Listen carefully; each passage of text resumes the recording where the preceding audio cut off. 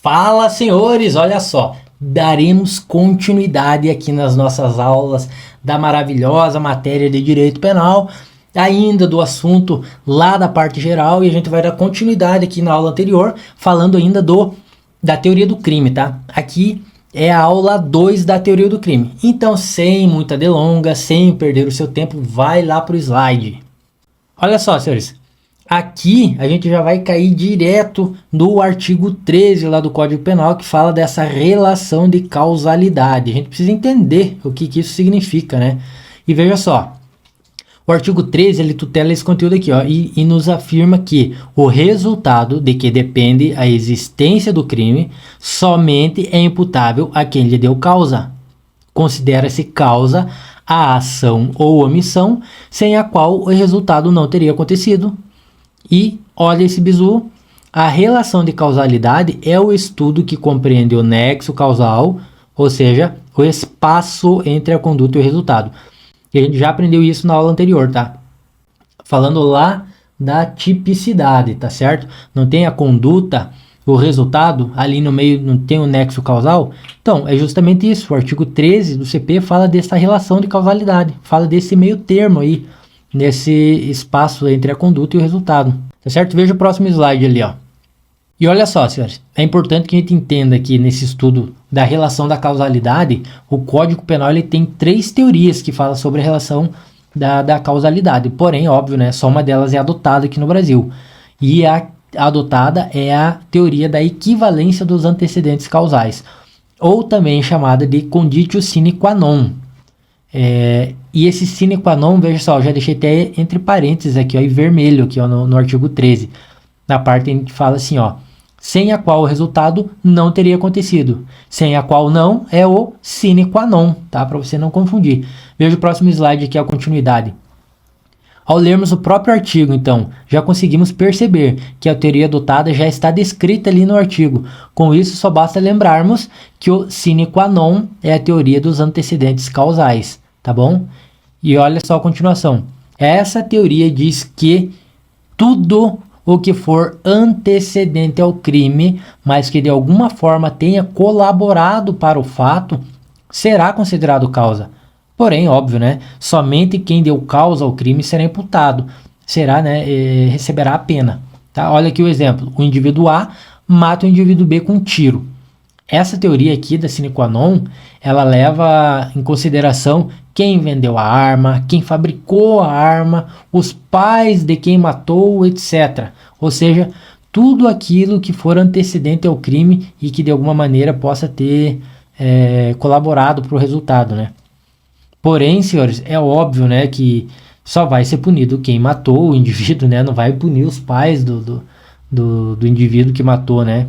Nem quem criou a empresa que criou a arma, que construiu a arma.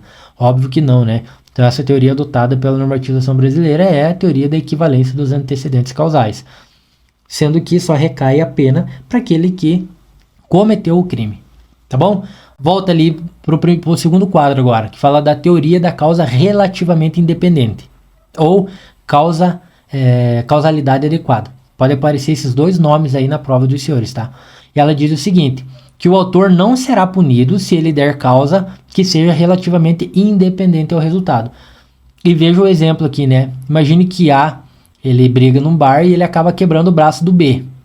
Aí vem uma ambulância, socorre o indivíduo B e leva ele para o hospital. Mas imagine que nesse meio termo, nesse caminho, a ambulância acaba sofrendo um acidente, ela capota e todos os ocupantes da ambulância morrem. Veja só, essa teoria aí da causa relativamente independente, ela diz que A, no caso, o indivíduo A, né, ele não pode ser punido pela morte de ninguém, mas somente pelo fato que ele cometeu. Tá? No caso aqui tinha sido a lesão corporal lá, né, quando ele quebrou o braço do B, lá nessa briga de bar. Tá? Veja o próximo quadro aqui que nos ensina um bizu importante. Se em função da lesão sofrida por B, vamos imaginar que o indivíduo não morreu, né? A gente explicou a situação de todos ter morrido, então o indivíduo não vai responder pela morte de ninguém, mas vamos imaginar que se o indivíduo B não morre, ninguém morre, não existe acidente de ambulância, e todos eles vão lá para o hospital.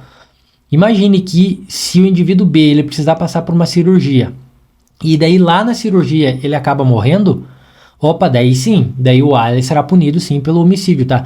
Porque ninguém é obrigado a passar por nenhum tipo de intervenção cirúrgica. Então, se o B teve que passar por uma cirurgia em função do que o A, da lesão que o A cometeu contra ele, então, e se ele vier morrer, sim, aí sim o indivíduo A vai responder pelo homicídio, sim. Tá? Outra coisa é se, por exemplo, o indivíduo B ele contrai uma infecção hospitalar e morre.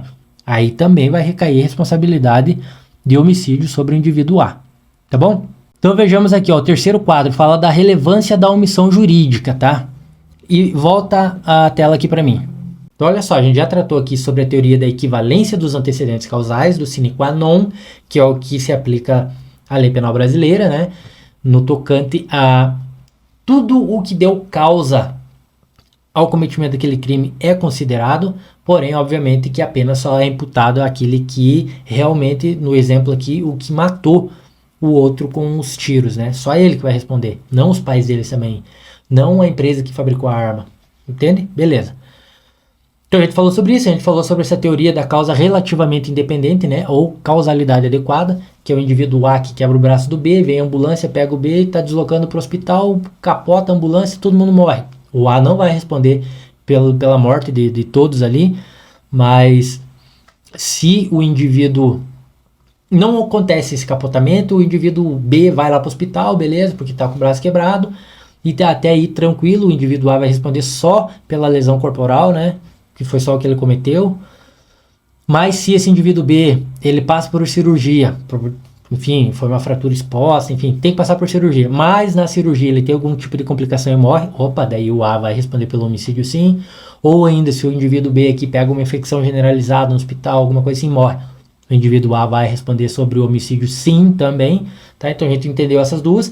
E agora no terceira das três teorias, né, que o Código Penal fala em relação da causalidade, é a teoria da relevância da omissão jurídica, tá?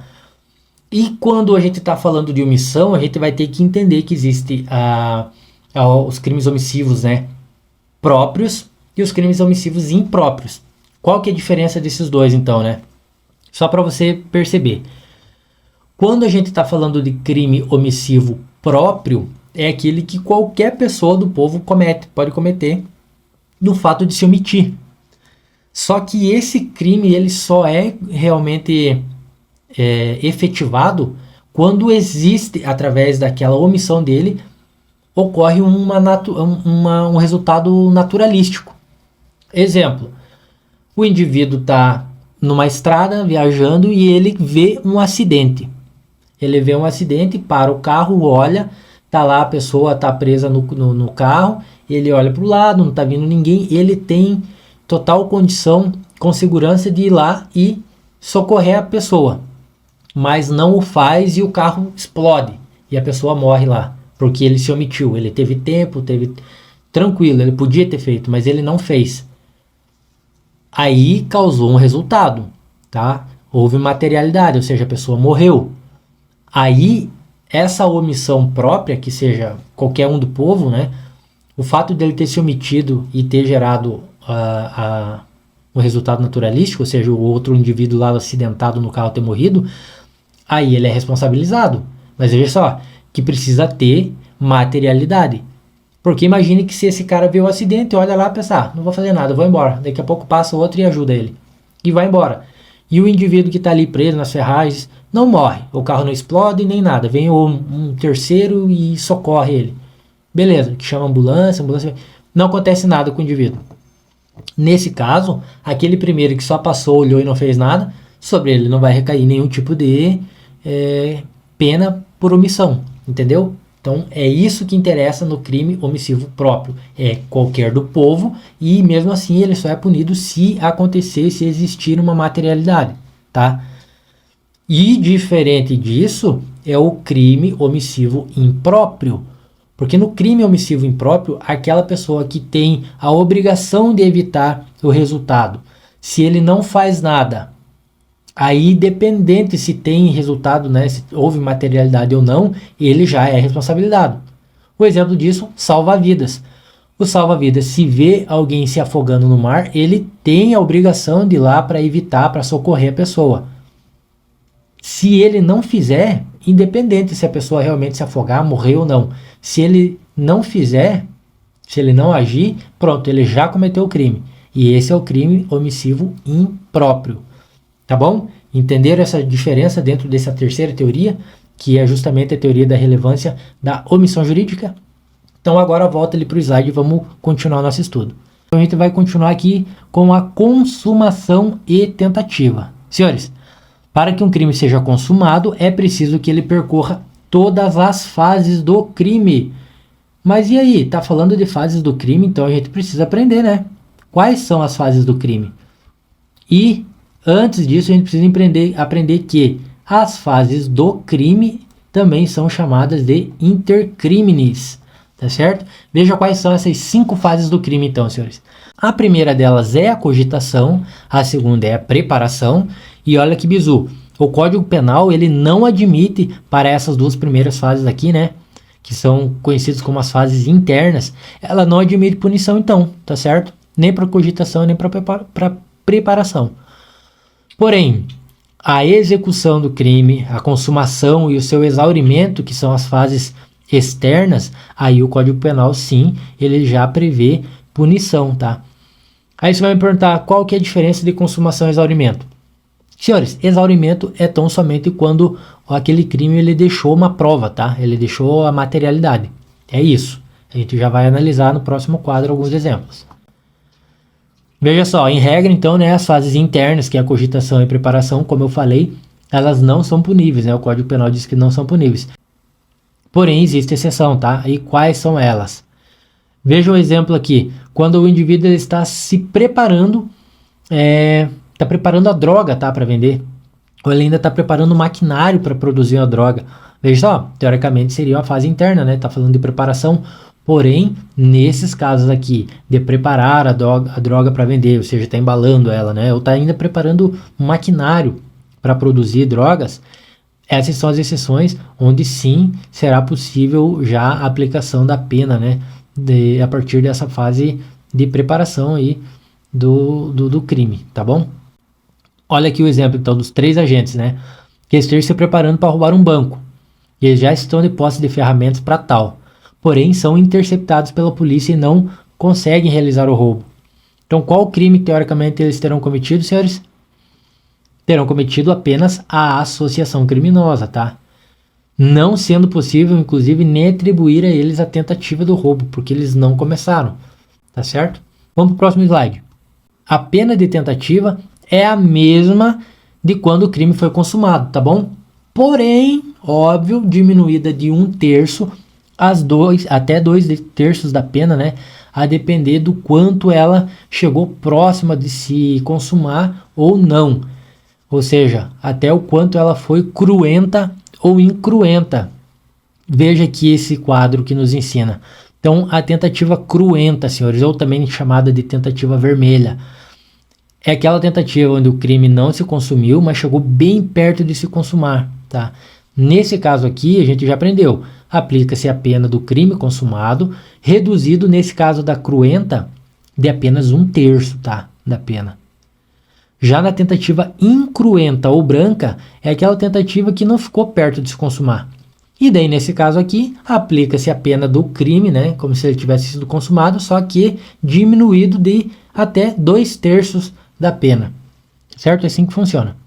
Veja o próximo quadro. Bizu, senhores. Crimes que não admitem tentativa. Senhores, deixa isso daqui ó, escrito, colorido, chamando muita atenção no teu caderno, porque você precisa saber isso aqui de cor e salteado. Os crimes que não admitem tentativa são 4, senhores. O crime culposo, ou seja, aquele que aconteceu sem querer, né? O indivíduo não teve intenção. A contravenção penal, tá? Que também é o chamado de crime anão. Aqueles crimes de mera conduta também não admitem tentativa. E um exemplo disso, né? O crime do porte de armas é um crime de mera conduta. E o crime pré-doloso também não admite tentativa. Então, antes da gente continuar esse quadro mesmo, volta aqui a tela para mim. Senhores, vamos lá. Crime culposo é aquele que não houve intenção, né? Então acontece por negligência, imprudência e imperícia. Tá bom. A contravenção penal é aquele ato ilícito cuja pena não ultrapassa 2 anos, tá certo? Cuja pena não ultrapassa, a pena máxima, né? Não ultrapassa 2 anos, tá bom? Essa é a contravenção. O crime de mera conduta é aquele crime que não está especificamente sendo cometido como contra alguém, né, específico, como por exemplo o furto, que o indivíduo A vai lá e furta e subtrai para si o bem do indivíduo B, tá? É algo mais genérico, ou seja, portar arma. É um crime, porte de arma é um crime de mera conduta, porque ele não está sendo praticado contra uma pessoa específica, mas sim contra o que dispõe a lei no âmbito da sociedade em geral. Isso é um crime de mera conduta. E o crime préter doloso é aquele onde o indivíduo tem o dolo no primeiro crime, mas ele tem culpa no segundo crime, no resultado da ação que ele teve. Isso é o crime préter doloso. Exemplo, o indivíduo A tem intenção de desferir um soco na cara do indivíduo B para causar-lhe uma lesão corporal. No entanto, o indivíduo B que recebe o soco, ele cai no chão, bate com a cabeça no chão e acaba morrendo. Isso é o crime préter doloso, porque para o indivíduo que deu o soco, ele teve dolo na lesão corporal, então ele vai responder de forma dolosa na lesão corporal, mas ele vai responder de forma culposa no homicídio, tá certo? Então, nessas 4 situações, crimes culposos, a contravenção penal, nos crimes de mera conduta e no crime préter doloso, não se admite a tentativa, tá certo? Volta ali para o slide. Olha lá, senhores, então a tentativa do crime ela pode ser de 2 formas, né? A perfeita e a imperfeita. A gente vai aprender agora qual é essa diferença, né? Olha lá, a tentativa perfeita acontece quando o indivíduo ele usa todos os meios possíveis para que se consuma o crime, porém ele não consegue consumar, né, a ação por vontade alheia, né? Vontade alheia dele, ou seja, o indivíduo ia cometer um crime, mas a polícia interceptou ele no cometimento do crime, tá certo? Isso é a tentativa perfeita. Agora, a tentativa imperfeita, senhores, acontece quando o indivíduo próprio ele não usa todos os meios que ele poderia usar para utilizar o crime. Então, essa é a tentativa imperfeita. E olha o bizu. Ambas as formas, tá, de tentativa, tanto a perfeita quanto a imperfeita, elas admitem aquelas formas que a gente já aprendeu, né? Cruenta ou incruenta, porque independentemente de se usar todos os meios disponíveis ou não, né, para a consumação do crime, ele pode chegar perto ou não realmente de ter consumado aquele crime, tá certo? Então não confunda tentativa perfeita e imperfeita com cruenta e incruenta. Fechou? Veja o próximo quadro então. Aqui a gente vai falar sobre a diferença entre esses 3 institutos aqui do direito penal. E é muito importante, senhores, porque tem muita pegadinha de prova, tem muita questão que fala sobre esses institutos penais aqui e as pessoas confundem, mas você não vai mais confundir. Então veja só, desistência voluntária, arrependimento eficaz e arrependimento posterior. São 3 coisas diferentes. Por quê? A desistência voluntária, senhores, é quando o próprio agente ele desiste voluntariamente de prosseguir com a execução daquele crime, ou ainda quando ele mesmo ele comete a situação, mas ele impede que o resultado aconteça. Nesse caso aqui, da desistência voluntária, ele responde só pelos atos já praticados. E veja esse exemplo. O autor, né, um autor aqui, ele entra numa casa para furtar, porém ele desiste voluntariamente. Ele pensa bem e fala, cara, não vou furtar essa televisão aqui dessa casa, pô, é sacanagem. E ele desiste de não furtar nada e vai embora. Nesse caso aqui, como já aprendemos, ele responde apenas pelos atos já praticados. E aqui, nessa situação, foi só a violação de domicílio, tá bom? Agora, o arrependimento eficaz, senhores, acontece quando o agente comete o crime, porém, depois de ter feito, ele voluntariamente também se arrepende e impede que o resultado produzido aconteça, tá? E nesse caso aqui, o indivíduo responderá pelos atos até então praticados. O arrependimento eficaz, você tem que entender que o indivíduo cometeu o crime, mas ele se arrependeu que o resultado acontecesse, tá bom?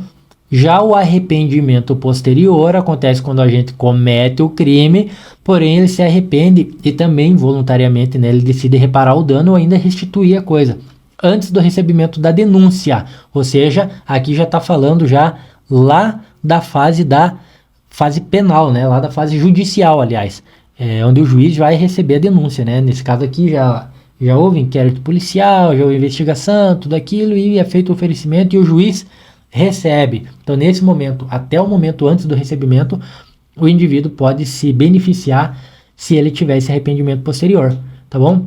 E olha esse bizu aqui, ó.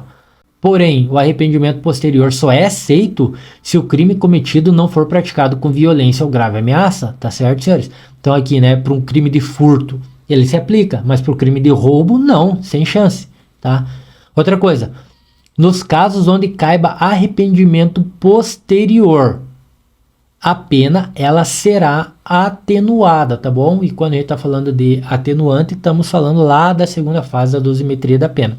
Só fica com essa informação aí, bem tranquilo. A gente vai aprender sobre dosimetria da pena indo lá para frente. Olha só, um exemplo, né? Ao invés de iniciar em reclusão, o indivíduo inicia em semiaberto, porque ele teve esse atenuante da pena dele, tá bom? Isso no arrependimento posterior. Agora vamos evoluir para o próximo slide. Vejamos, senhores, crime impossível, tá? O que significa o crime impossível, né? O que se aplica no crime impossível. Então veja só, são aqueles casos em que não se pune a tentativa, mas não se pune a tentativa por quê? Por ineficácia absoluta do meio ou por absoluta impropriedade do objeto, senhores. Então por esses dois motivos aí, o crime é impossível de se consumar. E veja só, a ineficácia absoluta do meio. Vamos dar um exemplo. Tentar matar alguém usando uma arma de brinquedo. Ou tentar envenenar alguém colocando sal na água dele, na bebida dele. Isso é uma ineficácia absoluta do meio. Porque a arma de brinquedo é capaz de matar, de desferir um tiro e matar. O sal é incapaz de envenenar alguém a ponto de matar. Entende? Então isso é a ineficácia absoluta do meio. Mas também o crime impossível pode acontecer pela absoluta impropriedade do objeto. E veja só, tentar matar alguém que já está morto. Imagine que o indivíduo ali está morto e o seu desafeto vem e desfere 5 tiros nele com o intuito de matá-lo. Senhores, não tem como matar alguém que já está morto. Então isso é um crime impossível, tá bom?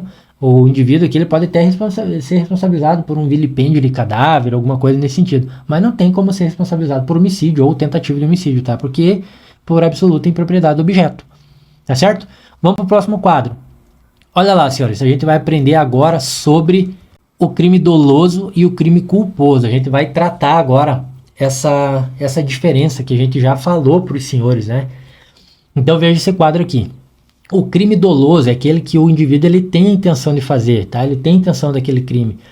E esse dolo, tá? Ele pode ainda ser um dolo direto ou um dolo eventual, né? Ou ainda chamado de dolo indireto. Pode aparecer esses dois nomes na tua prova. Então, o dolo direto é aquele que o agente ele quer o resultado. Já o dolo indireto, né, ou o dolo eventual, é quando o agente assume o risco daquele resultado. Um exemplo, né, o indivíduo que bebe e sai dirigindo e acaba atropelando alguém e matando. Ele tem esse dolo eventual, é um dolo indireto. Ele vai responder por um dolo indireto, tá bom? E a condição de dolo, que é a intenção de fazer, é diferente da condição da culpa, porque a culpa é quando o indivíduo não tem intenção de fazer. E a culpa acontece mediante 3 situações, né, que eu já tinha dado spoiler para vocês aqui no início da aula, que é através da negligência, da imprudência ou da imperícia. E vamos aprender então o que cada uma desses 3 termos significa, para você também não confundir na prova. Olha só, negligência é o não fazer. Tá? Negligência é o não fazer.